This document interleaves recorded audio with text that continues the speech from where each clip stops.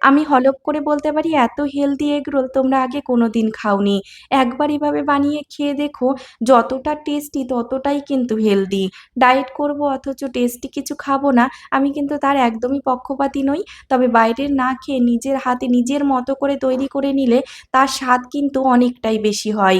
সমস্ত রকমের সবজি যা, যা দেবো আমার ঘরে যা, যা ছিল সমস্ত কিছু কেটে নিয়েছি। ফ্রিজে সবজিগুলো বের করতে গিয়ে দেখছি একটা অ্যাভোকাডো এখনো রয়েছে।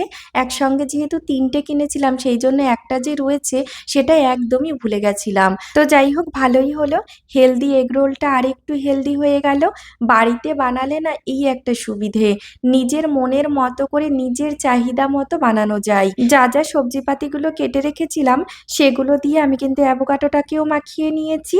মাখানো অ্যাভোকাডোটা দিয়ে ওপর থেকে আরেকটু সবজি, কেচাপ, মেয়োনিজ আর বিট নুন ছড়িয়ে নিয়ে রোলের মতো পাকিয়ে নিয়ে খেয়ে নিলেই একটাতেই পেটও ভরবে আর সঙ্গে, সঙ্গে কিন্তু মনও ভরবে।